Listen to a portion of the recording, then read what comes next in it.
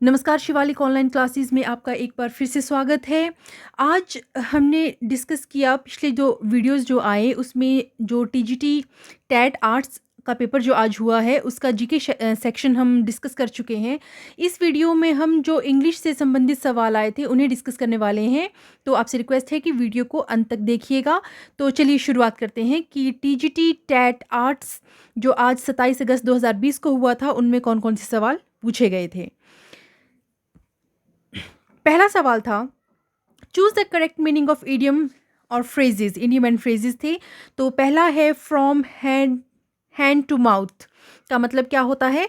Something repeated often, consuming food to survive without saving, hitting someone by hand on the mouth. तो इसका जो सही जवाब है वो है to survive without saving. From hand to mouth, हाथ से कमाते हैं और खाते हैं, कोई सेविंग नहीं करते। हैंड टू माउथ में यानी कि कमाना और खाना सिर्फ। अगला सवाल है a white elephant. A white elephant option है आपके पास an elephant with white skin, a costly thing, a costly and useless thing. D option है a costly bus but useless thing. तो यहाँ पर सी ऑप्शन मेरे ख्याल होना चाहिए था अ कॉस्टली एंड यूजफुल थिंग। तो शायद थोड़ा सा मिसप्रिंट हो गया या फिर शायद इसी तरीके से लिखा गया है, पर जो सही जवाब है इसका वो होगा a costly but useless thing. A costly but useless thing उसे कहा जाता है अ वाइट एलिफेंट। अगला सवाल है to flog a dead horse, to revive interest in a subject which is out of date, to beat a horse that is dead, to do interesting things, to try to take work from a weak horse। तो to flog होता है कोड़े मारना या आप कहें मारना।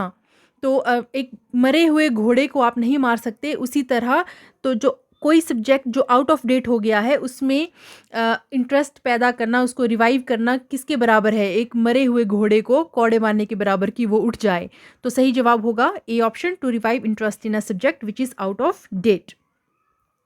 अगला सवाल है between the devil and the deep sea. Option है a deep sea diver in a dilemma to be evil tempted a man who is drowning। तो between the devil and the deep sea का मतलब होता है जब आपके पास दो ऐसी ऑप्शंस होती हैं जो कि दोनों ही खतरनाक हैं। तो आप किस में रहते हो? आप रहते हो एक डायलेमा में कि कौन सी ऑप्शन चूज करें। तो between the devil and the deep sea का अर्थ होगा इन अ डायलेमा, दुविधा में जब आप होते हो। अगला है through thick and thin. Through thick and thin option है under all condition, big and small, large objects, thin and fat. तो थ्रू थिक एंड थिन का मतलब होता है अंडर ऑल कंडीशंस, किसी भी कंडीशन में, थिक और थिन, अच्छे या बुरे, किसी भी कंडीशन में। आगे है choose the most suitable option out of the choices given. The building was so old and dilapidated that it was not habitation, habitat, habitant या habitable। तो इसका जो सही जवाब होगा वो होगा habitable। अगला सवाल because of the heavy rain the match was set aside, called off, fallen off और broken off। तो इस सवाल का जवाब होगा because of the heavy rain the match was called off। अगला सवाल है the government has agreed to pay compensation blank damaged crops land and cattle, for damaged crops land and cattle, of damaged crops land और cattle, thought damaged या फिर to damaged. तो इसका जो सही जवाब होगा वो होगा the government has agreed to pay compensation for damaged crops land and cattle. अगले सवाल की तरफ चलते हैं। अगला सवाल है Zairean health official said that 93 people have died blank the Ebola virus so far. Option है आउट, फॉर, फ्रॉम या ऑन। तो अगर आप इस ऑप्शन को देखें तो इनमें से कोई भी ऑप्शन ठीक नहीं है। क्यों? क्योंकि जब हम किसी बीमारी की बात कर रहे हैं उसके साथ हम लगाते हैं ऑफ। यहाँ पे ऑफ या फ्रॉम में से एक ऑप्शन आनी थी। तो जब बीमारी की बात होती है तब हम ऑफ लगाते हैं। People have died of the Ebola virus so far. अगर यहाँ पर कोई कारण होता कि पीपल हैव डाइड, तब आप यूज़ कर सकते थे from. People have died from thirst, कारण है कि प्यास, क्या कारण मरने का क्या था, प्यास था। लेकिन यहाँ पर एक बीमारी है, तो यहाँ पर हो सकता है जब आंसर किया है उसमें ऑप्शन सी हो फ्रॉम, पर पूरी तरह से ये करेक्ट नहीं होगा, क्योंकि यहाँ पर होना चाहिए था ऑफ, कि health official said that 93 people have died of the Ebola virus so far. तो इसको अकॉर्डिंगली देख लीजिएगा आप। अगला सवाल है, she blank speak 3 languages when she was 12। Past की बात हो रही है। ऑप्शन है शेल, विल, कैन, कुड।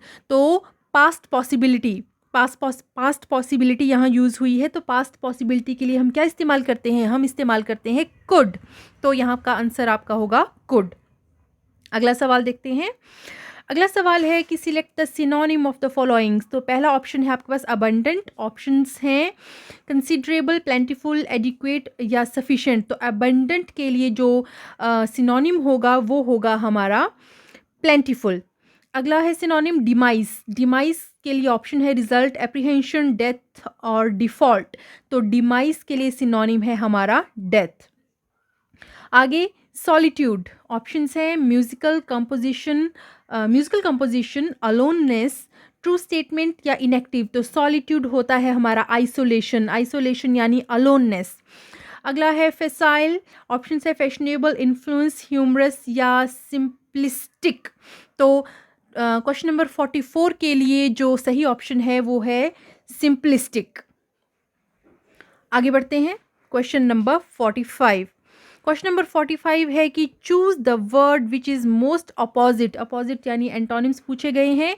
तो पहला जो है हमारे पास 45 वो है एम्बिग्यूटी, कन्फ्यूजन है।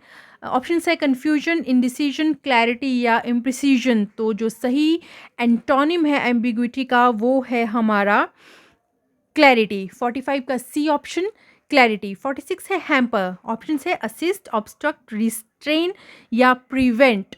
तो एंटोनिम होगा हैम्पर का असिस्ट, हैम्पर का antonym assist. Question number 47, lavish का एंटोनिम, लिबरल, मीगर, प्लेंटियस, लग्जूरियंट। तो ऑप्शन है सही हमारे पास ऑप्शन बी मीगर। अगला है एंटोनिम हैप्लेस का। तो हैप्लेस का जो एंटोनिम होगा, ऑप्शंस है अनलकी, कर्स्ड, लूजर, फॉर्चुनेट। तो हैप्लेस का जो एंटोनिम होगा वो होगा फॉर्चुनेट। सही आंसर है फॉर्चुनेट। आगे बढ़ते हैं। आगे है हमारे पास find words which have the same meaning in the phrases given below. One who eats human flesh, जो ह्यूमन फ्लैश खाता है, इंसान का मांस खाता है, उसे क्या कहा जाता है? बीस्ट, सैविज, कैनिबल या कार्निवोरस, उसे कहा जाता है कैनिबल। अगला है question number 50, printed notice of somebody's death. जब किसी की मौत हो जाती है तो प्रिंटेड नोटिस जैसे कि अखबार वगैरह में हम देते हैं, तो उसे क्या कहा जाता है? कंडोलेंस, कैलमनी, ऑबिट्यूरी और जो। तो इसका सही जवाब है हमारा ऑबिट्यूरी। अगला सवाल है अ ड्राइंग ऑन ट्रांसपेरेंट पेपर क्या कहलाता है? Red print, blue print, negative या ट्रांसपेरेंसी। ये सवाल काफ़ी बार क्लैरिकल के एग्जाम में देखा जाता है, तो ये कहलाता है हमारा ट्रांसपेरेंसी। अगला सवाल है a small named group of fixed star. Group of fixed stars हमारा कहलाते हैं कॉन्स्टिलेशन। अगले सवाल की तरफ चलते हैं, question number 53। Choose the correct interrogative form of sentence from the given option. Interrogative form हमें बनानी है, करेक्ट इंटेरोगेटिव फॉर्म। तो पहला है एवरीबडी नोज द आउल। तो ऑप्शंस है हमारे पास did ever everybody know the owl, who does not know the owl, does everybody not know the owl, shall everybody not know the owl. तो यहाँ पर जो सही ऑप्शन होगा वो होगा हमारा C, does everybody not know the owl. देखिए जब हम बात कर रहे हैं पॉजिटिव सेंटेंस की, तो वहाँ पर हमारा क्या यूज़ होगा?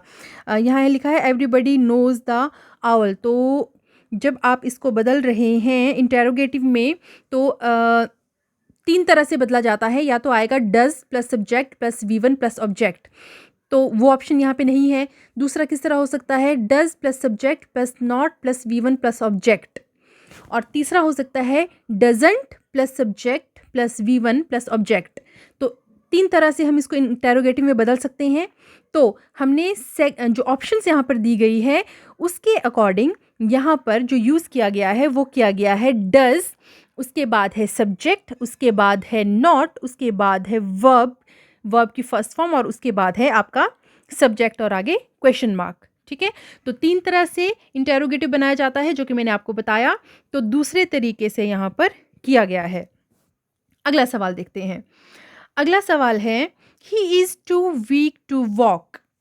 ये ऊपर वाले सवाल की ही तरह मैंने आपसे डिस्कस किया है कि 3 तरह से हम उसको इंटेरोगेटिव बनाते हैं।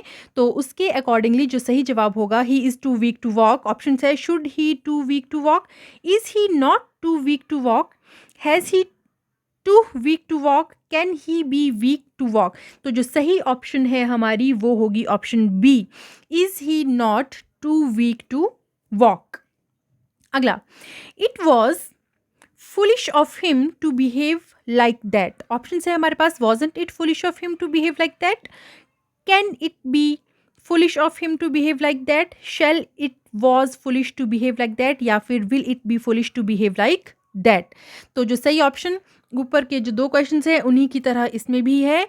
तो जो सही है हमारा ऑप्शन वो है ए, wasn't it foolish of him to behave like that, यानी कि option number A, wasn't it foolish of him to behave like that। अगला सवाल है choose the correct option of indirect form of speech. पहला है they said we have lived here for a long time. Option है they said if they have lived there for a long time. दूसरा है they said they lived here for a long time.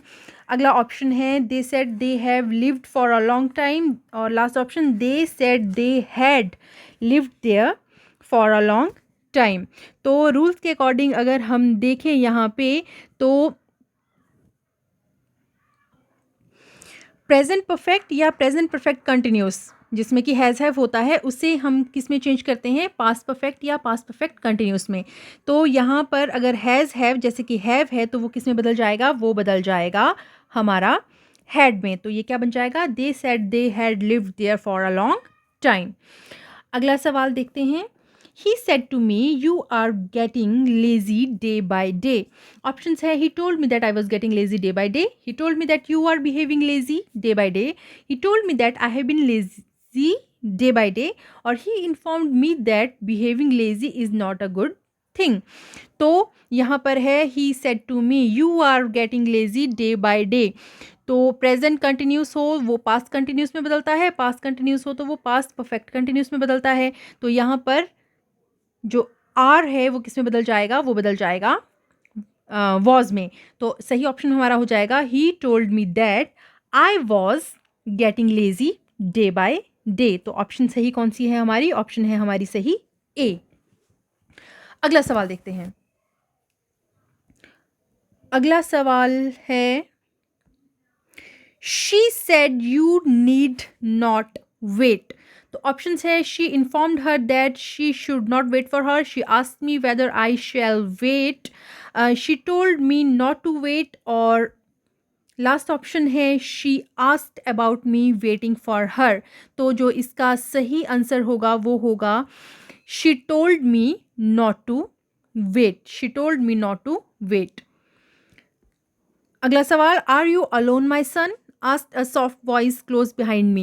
Options है a soft voice from my back asked if I'm alone, a soft voice behind me asked if I was alone, a soft voice asked me whether I have been alone my son, D option है a soft voice asked what I was doing there alone। तो इसका जो सही option है वो है option number B, a soft voice behind me asked if I was alone. और last question जो आज के पेपर में पूछा गया था, he said to me do you need money. Option है he told me that I needed money, he advised me if I needed money, he asked me if he needed money, या he asked me if I needed money. तो इसका जो सही जवाब है वो होगा option number D, he asked me if I needed money. तो ये थे सवाल जो आज के एग्ज़ाम में पूछे गए थे, टीजीटी आर्ट्स 2020 टैट का पेपर। और इसका जो जीके सेक्शन है वो हम डिस्कस कर चुके हैं। अगर आपने नहीं देखा है तो आप हमारे चैनल में जाके प्लेलिस्ट में जाके उनको देख सकते हैं। उसे हमने 2 पार्ट में डिवाइड किया हुआ है। और अगर आप पहली बार हमारा चैनल देख रहे हैं तो आपसे रिक्वेस्ट है कि प्लीज़ हमारे चैनल को सब्सक्राइब करें। और यदि आप मल्टीपल टेस्ट की तैयारियां कर रहे हैं तो हमारे चैनल पे आपको काफ़ी मटेरियल मिल जाएगा पढ़ने के लिए। तो प्लीज़ हमारे चैनल को सब्सक्राइब करें। शिवालिक प्रगति वीडियोस को देखें, अंत तक देखें, लाइक करें, अपने विचार रखने के लिए कमेंट करें और वीडियो को ज़्यादा से ज़्यादा लोगों तक दोस्तों शेयर करें। जल्द ही मिलेंगे किसी और वीडियो के साथ, तब तक आपसे विदा लेते हैं। धन्यवाद।